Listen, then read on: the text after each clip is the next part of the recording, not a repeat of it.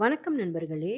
A to Z motivation series part 2 இன்றைய letter B patience அதாவது பொறுமை. நீங்க கொஞ்சம் யோசிச்சு பாருங்க. நம்மில் பலருக்கு ஏதாவது ஒண்ணு நடக்கணும்னா, உடனே நடக்கணும், இப்பவே நடக்கணும்னு ஒரு அவசரம் இருக்கும். ஆனா, உண்மை நல்ல விஷயங்கள் உருவாகுறதுக்கு கொஞ்சம் காலம் எடுக்கும் இல்லையா?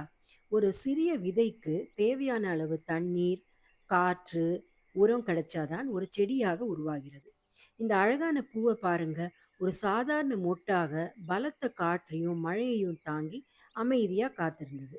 நாம படுகிற கஷ்டம் எல்லாமே ஒரு மொட்டு இல்லைதாங்க. அடுத்து பொறுமைக்கு மிகச்சிறந்த உதாரணம் மூங்கில். விதையை நட்டு 4 ஆண்டுகள் நீர் ஊற்றி பராமரிக்க வேண்டும்.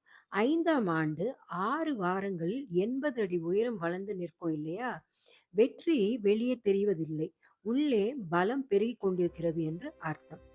ஒரு கம்பளி பூச்சி பட்டாம்பூச்சியாக மாறுவது ஒரு வலியான பயணம். வலியை பொறுப்பதுதான் பறப்பதற்கான சக்தியை கொடுக்கிறது அதற்கு. நம் வாழ்க்கை பயணமும் இதை போன்றது தாங்க. அடுத்து சிப்பியில் உள்ள முத்து உண்மையில் மணல் துகளை வெளியேற்ற முடியாமல் அந்த சிப்பி பொறுமையுடன் ஒரு விலை மதிப்பற்ற ஒரு முத்தாக மாற்றுகிறது.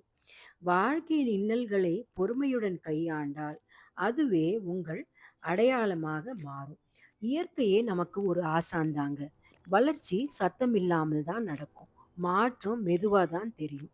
உலகமே உங்களை வியந்து பார்க்குற அளவுக்கு நீங்க வளரணும்னா பொறுமையும் விடாமுயற்சியும் கண்டிப்பாக அவசியம்.